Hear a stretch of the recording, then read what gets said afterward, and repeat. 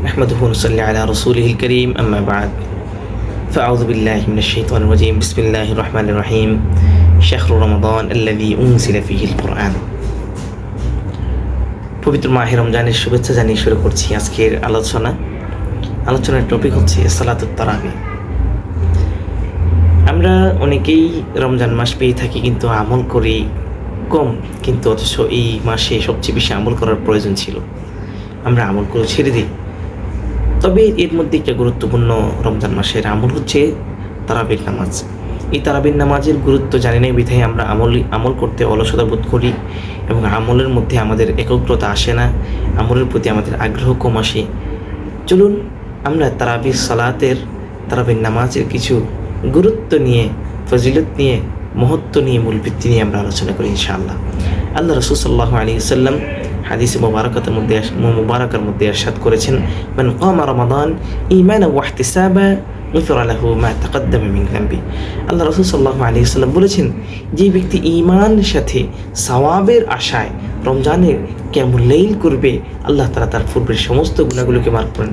কিয়ামুর রমাদান বলতে এখানে তারাবি উদ্দেশ্য, তারাবির মাধ্যমে কি করা হয়, আল্লাহর জন্য কিছু সময় ব্যয় করা হয়। 2 নম্বর, তারাবি সালাতকে আমরা জামাতে পড়ব, পুরুষরা জামাতে পড়বে এবং মহিলারা ঘরের মধ্যে পড়বে।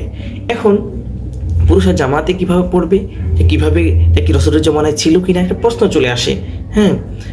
যেমন হযরত আয়েশা রাদিয়াল্লাহু তাআলা ইরশাদ করেছেন, বুখারীর মধ্যে হাদিসটি উল্লেখ আছেন যে আন্না রাসূলুল্লাহ সাল্লাল্লাহু আলাইহি ওয়াসাল্লাম সাল্লা যাতা লাইলাতিন ফিল মসজিদ।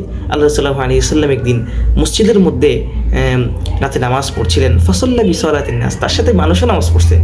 এটা দেখা আল্লাহ রাসূল সাল্লাল্লাহু আলাইহি ওয়াসাল্লাম শঙ্কিত হইয়া তিনি বলতেছেন, খশিতু আন তুফরাজ আলাইকুম, আমি ভয় পাচ্ছি তোমাদের জন্য নাকি আবার এটা ফরজ হয়ে যায়। তার মানে কি, এটা দ্বারা বোঝা গেল তারাবির নামাজটা মূলত ফরজ নয়, এটা হচ্ছে সুন্নাত। আল্লাহ রাসূল এটা আমল করেছেন বিধায় এটা সুন্নাত। এখন এটা সুন্নাত মুআক্কাদা, তবে এটা অধিক গুরুত্ববহ একটা সুন্নাত। ঠিক আছে। 3 নম্বর হলো হযরত ওমর রাদিয়াল্লাহু তাআলা আনহু এই তারাবির সালাতটাকে জামাতের মধ্যে একত্রিত হয়ে পড়বার জন্য আদেশ করেছেন। তিনি খেলাফত আমলে তিনি বলেছেন যে যদি আমরা জামাতের সাথে কি করি, তারাবির সালাতটাকে আদায় করি, এটাই হবে কি আমাদের উত্তম কাজ। এবং তিনি নিজেও বলেছেন নি'মাল বিদআত হাদিহি। 4 নম্বর যদি আমরা জানতে চাই, তখন আমরা দেখব যে এটা হচ্ছে কোরআনের মাস, কারণ আল্লাহ তাআলা নিজেই কোরআনের মধ্যে উল্লেখ করে দিয়েছেন, শাহরু রমাদান আল্লাযী উনজিলা ফীহিল কোরআন। কোরআনের মাস, কোরআনকে আমি অবতীর্ণ করেছি এই মাসেই। সুতরাং রমজান হলো কোরআন নাজিলের মাস, তাই তো তারাবির মাধ্যমে তোমরা কোরআনকে খতম করা এবং শ্রবণ করা, এটাই হলো কি সর্বোত্তম আমল। 5 নম্বর আমরা গুরুত্ব বা ফজিলত যেটাই বলি, আমরা ফজিলত বলবো। যেমন এই রমজান মাসের মধ্যে আমরা লাইলাতুল কদরকে তালাশ করব।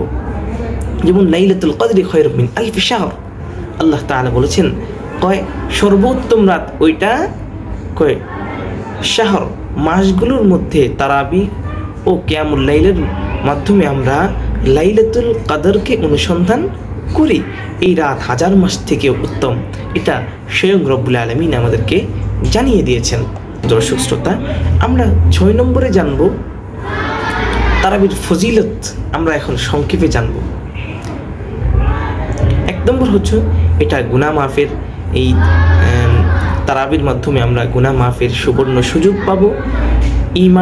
2 নম্বর ঈমানি আমরা শক্তি বৃদ্ধি পাবে। 3 নম্বর হচ্ছে কোরআনের সাথে আমাদের সম্পর্ক গড়ে উঠবে। 4 নম্বর হলো আমাদের জান্নাত লাভের আমাদের কি হবে, মাধ্যম হবে। 5 নম্বর হলো আমাদের উম্মার মধ্যে, মুসলিম মিল্লাতের মধ্যে আমাদের ঐক্য বৃদ্ধি পাবে। এখন এই যে আমাদের করণীয় কি হবে,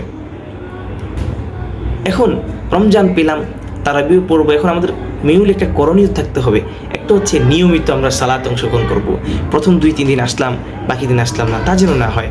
2 নম্বর হচ্ছে আমরা খুজু আমাদের একগ্রতা, মন, মানসিকতা সব কিছু ঠিক রাখবো। 3 নম্বর হলো আমাদের করণীয়, কোরআনের অর্থ আমরা বোঝার চেষ্টা করব। যেহেতু কোরআনের মাস, আমাদেরকে অর্থ বোঝার চেষ্টা করা দরকার। আমাদের অর্থ বুঝে আল্লাহ তাআলার কথাগুলোকে, আল্লাহর কালামটাকে আমরা বুঝবার চেষ্টা করব।